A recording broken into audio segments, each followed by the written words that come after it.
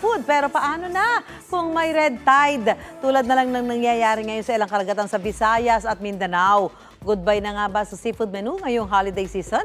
Para sagutin niya, kasama natin si Ginoong Nazario Briguera, ang spokesperson ng BIFAR o Bureau of Fisheries and Aquatic Resources. Magandang hapon na. Magandang gabi po at welcome sa Dapat Alam Mo. Yes, magandang gabi, Susan. Okay, sir. Anong lugar ho ba sa Pilipinas ang apektado ng red tide alert ngayong Disyembre pa naman?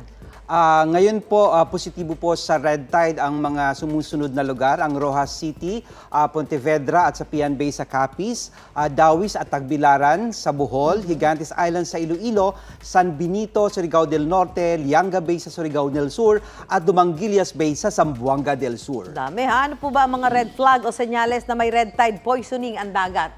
Hindi po nakikita ng ating mata kung merong red tide ang isang karagatan, kaya ang maaari lamang po natin gawin ay magkaroon ng regular monitoring, pag-aaralan sa laboratorio kung ano ang mga tubig pangisdaan na positibo po sa red tide. Pero tayo naman po ay regular na nagbibigay ng abwiso sa publiko kung ano po yung mga karagatan na may red tide. Kaya tayo nalalaman natin na may mga red tide sa ganung mga lugar. Ano yung nangyayari doon sa mismong lamang dagat, gaya na isda at shellfish, kapag nakokontamina ng red tide? Ang red tide po kasi ay sinasabi nating isang natural phenomenon o likas na pangyayari sa ating kalikasan. Kapag po may red tide, posibleng maapektuhan yung mga isda kapag ito ay nagkaroon ng concentration ng red tide doon sa kanilang mga hasang at nabawasan ang dissolved oxygen, maaari silang mamatay.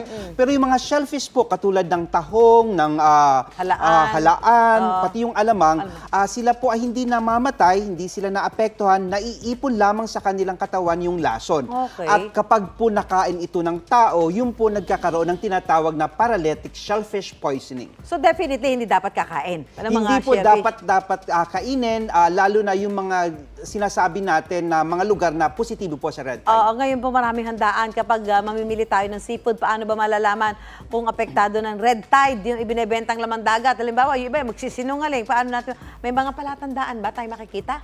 May mekanismo po ang pamahalaan para dyan. Ibig sabihin, ang mga lugar na positibo sa red tide, hindi pwede pong ilabas ang lahat ng uri ng shellfish, pati po ang alamang, dahil kukuha po silang tinatawag na auxiliary permit o yung local transport permit para siguraduhin na hindi po ito may bebenta doon sa labas na kung saan positibo sa isang lugar pangisdaan sa red tide. Ano naman po ang posibleng maramdaman o mangyari sa taong nakakain ng lamang dagat na apektado ng red tide, at ano ang mainam na first aid at susunod na gagawin sakaling ikaw ay nakakain ng ganun? Kaya po ito tinatawag na paralytic shellfish poisoning dahil kapag ang tao po nakakain ng isang shellfish o alamang na positibo po sa red tide, nagkaroon po ng pamamanhid ng mukha, pagbilis ng pintig ng puso, pamamanhid ng katawan.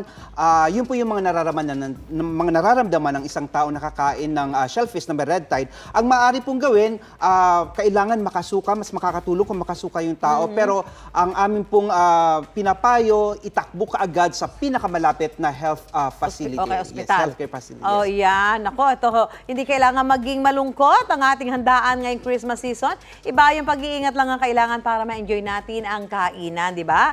Maraming salamat po, Ginoong Nazario ng BIFAR. Ayan, mapausaping kalusugan, Asian pantahanan at kahit kwentong pambata at kalalakihan. Hindi ko palalampasin yan. Kay Susan tayo!